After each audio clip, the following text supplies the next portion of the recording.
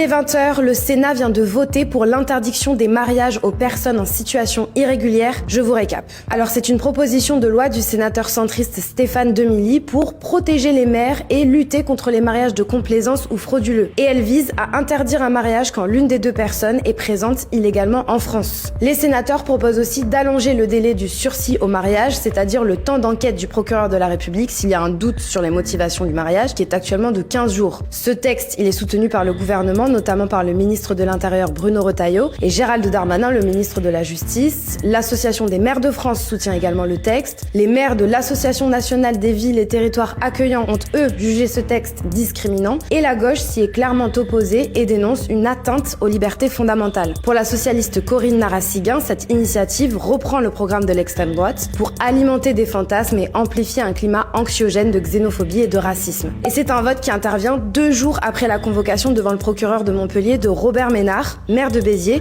dont on vous parlait dans une précédente vidéo. Il est poursuivi pour avoir refusé de célébrer un mariage entre une Française et un Algérien visé par une OQTF en juillet 2023. Et actuellement, un maire risque jusqu'à 5 ans de prison, 75 000 € d'amende et une peine d'inéligibilité pour ça. Cette affaire doit être jugée par le tribunal correctionnel à une date qui est encore inconnue. Et donc ce jeudi, le Sénat a adopté la proposition de loi à 227 voix contre 110 en première lecture, mais ce texte semble impossible à adopter en l'état selon la commission des lois du Sénat. Déjà, il doit encore être voté à l'Assemblée nationale, puis passer devant le Conseil constitutionnel. En France, la liberté du mariage est une liberté constitutionnelle consacrée par les articles 2 et 4 de la Déclaration des droits de l'homme et du citoyen de 1789. Le mariage est aussi considéré comme un droit absolu, protégé par l'article 12 de la Convention européenne des droits de l'homme. Alors si le texte était approuvé par les sages du Conseil constitutionnel, il pourrait encore se heurter à la Cour européenne des droits de l'homme. Cette loi est donc encore loin d'être définitivement adoptée. On vous tiendra au courant sur Brut.